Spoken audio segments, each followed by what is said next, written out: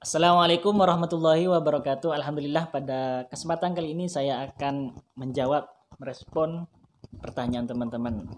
Menanggapi rasa penasaran teman-teman. Nah, barangkali ini ya ada suatu hal barangkali yang bisa teman-teman pelajari, bisa teman-teman petik. Barangkali memang ada hikmahnya. Semoga memang demikian. Jadi kemarin itu ada yang nanya ya ke Umi Ula di grup. Mi, apakah Abi Ula itu suka ngambek? Kalau iya, bagaimana cara Umi merayu, membujuknya? Sebenarnya ya teman-teman, kenapa kok saya merasa perlu untuk membuat video ini? Perlu diketahui bahwa bahwa yang suka ngambek bukan suka ngambek sih. Sebenarnya pada dasarnya kami itu ya sama-sama berpotensi pernah ngambek. Cuman intensitasnya yang mendominasi ya tentu ya Umi Ula daripada saya. Yang mendominasi ngambeknya itu lebih pada Umi Ula. Nah, sekarang saya akan jawab ya sesuai dengan kapasitas dan pengetahuan saya. Kalau Umi Ula ngambek, saya tuh seperti apa menyikapinya. Kalau saya ngambek, saya tuh maunya disikapi seperti apa. Seperti itu ya. Jadi teman-teman ya, pertama Umi Ula. Umi Ula itu kalau ngambek dulu sebelum saya punya Ula, sebelum menjadi ibu dan saya sebelum menjadi bapak. Nah, ya saya itu mencoba mencari apa kesenangannya. Sebab apa? Saya berpikir ya hidup itu setiap orang menginginkan kesenangan dan menghindari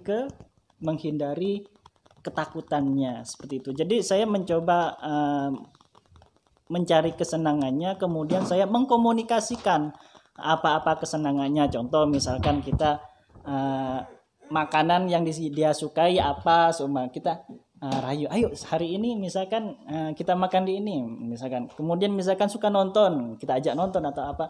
Pokoknya segala macam cara. Dan waktu itu masih serba observasi. Ya jelas lah ya. Karena kita itu kan menikah nggak ada ya, nggak ada sekolah menikah, sarjana pernikahan nggak ada ya. Yang ada sarjana pertanian ya. Jadi ketika awal-awal menikah sih ya saya serba observasi dan kalau sekarang setelah ada Ula ternyata saya menemukan polanya bahwa ada satu titik tuh di mana ketika saya ngomong itu tuh Umi Ula pasti luluh. Apa itu Ula? Jadi saya ini ya teman-teman ya, kalau misalkan ada suatu perselisihan pendapat, jadi tidak seperti yang teman-teman bayangkan bahwa kami ya yang setiap hari misalkan memberikan insight, memberikan stimulus, semangat, nge-share kata-kata, quote apa setiap hari misalkan Umi Ula di grup, bahkan mungkin posting story di WhatsApp, di status di Facebook, di Instagram misalkan. Bukan berarti kita itu tidak pernah ada persoalan. Jadi bahkan mungkin ya lebih banyak dari teman-teman persoalannya dan disitulah kami belajar seperti itu ya. Jadi teman-teman bagaimana sih kalau misalkan Umi Ula itu ngambek, marah ke saya, ya saya itu selalu melakukan pendekatan dari hati. Saya mencoba memposisikan menyampaikan bahasa dengan yang saya rasakan dari hati. Ya paling gampangnya sih menyentuhnya dengan membicarakan persoalan Ula, bahwa misalkan ketika ada persoalan jangan pernah berpikir antara saya Abi Ula dengan beliaunya, dengan Umi Ula.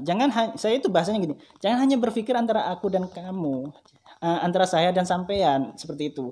Tapi berpikirlah tentang masalah ini bagaimana Ula juga ke depannya. Bahwa ketika kita misalkan berselisih pendapat, bertengkar pembicaraan, memberikan saling melempar ekspresi yang tidak menyenangkan, disitulah ya Ula, anak kita Maula itu akan merekam, akan menangkap nilai-nilai, katakan kalau seperti itu ya, nilai-nilai ekspresi itu, bahwa ketika kita mungkin akan sering apa namanya, sering berekspresi tidak positif, sering berkata-kata yang juga tidak positif, mungkin berdebat, dan hal itulah yang akan diserap oleh seorang anak.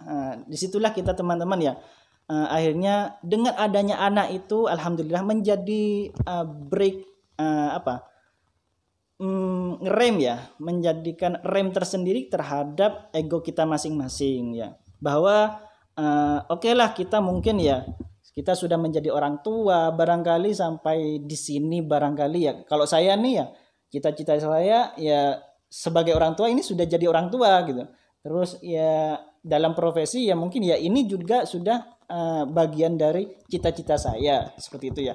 Nah, adapun anak itu masih panjang perjalanannya, cita-citanya juga masih panjang dan lain sebagainya. Dan disitulah kita berpikir apapun persoalannya, ayo kita sikapi, jangan hanya menyikapinya dalam perspektif seorang bapak dan perspektif seorang ibu, perspektif seorang suami dan perspektif seorang istri. Jangan hanya perspektif itu saja, bahwa dalam keluarga kita itu ada seorang anak. Mari kita kemas masalah itu dan kita pecahkan, kemudian kita bungkus, paketin kemana dia harus ditempatkan berdasarkan perspektif keluarga. Nah, namanya keluarga di sini kan ada bapak, ada ibu, dan juga ada anak juga, seperti itu ya.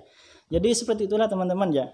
Jadi saya juga sendiri ketika misalkan ada persoalan menjadi sedikit ada rasa untuk menahannya lebih kuat ya, menahannya lebih kuat. Pada dasarnya sih ya, saya itu kalau misalkan ada masalah lebih banyak menahan, lebih banyak diem. Cuman ketika ada anak, rasa untuk menahan diemnya itu lebih kuat karena karena saya melihat bahwa kehidupan di dalam rumah tangga bukan milik saya dan milik Umi Ula sendiri, tapi juga milik anak-anak kita, seperti itu ya. Jadi ya itulah caranya saya mengkomunikasikan, tidak memandang dalam perspektif dua orang, tapi dalam perspektif semua anggota keluarga, seperti itu ya. Kalau Umi ngambek. Nah, kalau saya tuh seperti apa? Saya tuh tipe orangnya itu, karena saya introvert ya. Sama sih sebenarnya Umi Ula juga introvert ya. Kalau saya itu introvert, ketika ada masalah, saya itu cenderung diam, menghindari keributan. Kalau saya ada masalah itu saya diam, tidur. Bahkan saya itu sering mengatakan kepada Umi Ula itu, kalau saya marah hari ini, tolong saya berikan waktu, berikan ruang untuk menenangkan diri. Saya janji besok pagi, kalau bangun pagi, besok pagi saya akan bersikap seperti biasa, tidak ada apa-apa. Saya akan jamin seperti itu. Cuman persoalannya begini teman-teman. Nah, masalahnya Umi Ula itu tidak bisa beberapa waktu 1 jam 2 jam itu tidak bisa tanpa ada komunikasi dengan saya. Tanpa ada komunikasi. Jadi ketika saya marah, saya diam itu sudah tidak nyaman. Jadi ketika misalkan Umi Ula melakukan kesalahan, saya tidak perlu marah-marah sebenarnya, tidak perlu memberi hukuman. Diamnya saya itu ya sudah menjadi hukuman tersendiri buat dia. Dia sudah merasa tidak nyaman sebenarnya.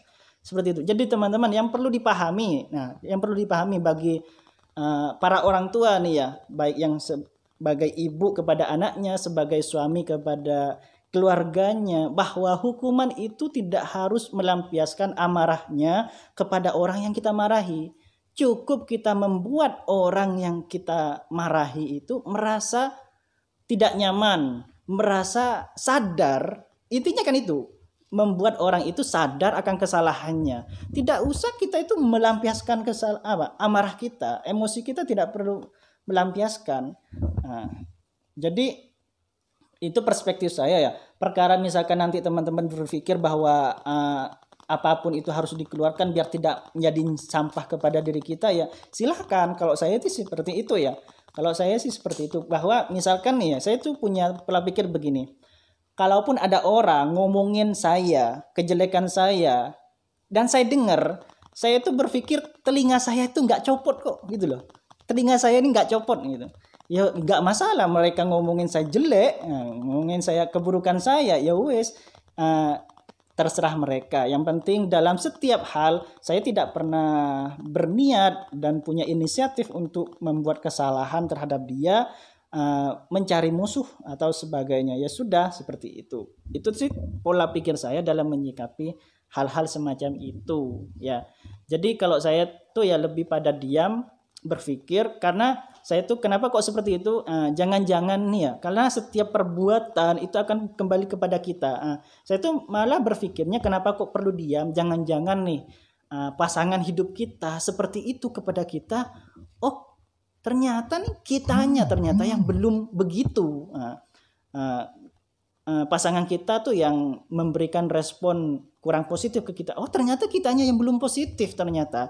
Nah disitulah saya perlu belajar, perlu berpikir, perlu merenung, perlu mencari solusi seperti itu. Dan saya juga sempat dengar tuh dari dokter Aisyah Dahlan bahwa seorang laki-laki, baik itu suami, baik itu anak laki-laki ya, kalau datang kepada istrinya, datang kepada ibunya, cerita, itu sebenarnya tidak perlu dikasih solusi. Malah ditawarkan, kalau misalkan ada masalah, murung misalkan. Kenapa enggak cemberut, murung misalkan. Anak laki-laki dan seorang suami itu dilihat murung, sebenarnya tidak perlu diajak ngomong. Kenapa? Gak nyaut misalkan, ya sudah biarin. Tinggal ngomong gini, ya udah kalau nanti sudah siap ngomong, hubungin Umi ya gitu. Hubungin ibu ya gitu. Bilangnya ya. Nah, nanti tuh kalau misalkan si anak ini sudah mau curhat cerita ke ibunya, atau si suami mau cerita kepada istrinya, sudah cerita, dengerin aja. Kemudian ditanya, jangan ngasih solusi. Kemudian ditanya, sudah dapat jawaban belum? Sudah dapat solusi belum? Nah, seperti itu. Kenapa kok tidak disarankan ngasih solusi kepada anak laki-laki dan seorang suami? Kenapa tidak disarankan ngasih solusi? Karena pada dasarnya seorang laki-laki, baik anak ataupun suami, itu adalah tercipta sebagai solver di dalam, kalau itu di dalam lingkungannya ya. Kalau lingkungannya itu dalam skop keluarga, maka menciptakan solusi untuk keluarganya itu sendiri. Kalau dia membawa masalah, ya seharusnya dia yang si anak laki-laki atau seorang suami ini yang mencari masalah. Kecuali memang minta pandangan, pendapat, karena dia mungkin menemukan solusinya dua hal, kemudian membingungkan, ambigu misalkan, minta pendapat, ya silahkan berikan pendapat, berikan pandangan dengan catatan tidak memaksakan bahwa pendapatnya itu bisa diterima oleh anak laki-laki dan oleh seorang suami. Seperti itu ya teman-teman ya. Semoga bisa difahami, dan mohon maaf nih apabila ada suatu hal yang kurang berkenan. Akhirnya dari saya, Assalamualaikum warahmatullahi wabarakatuh.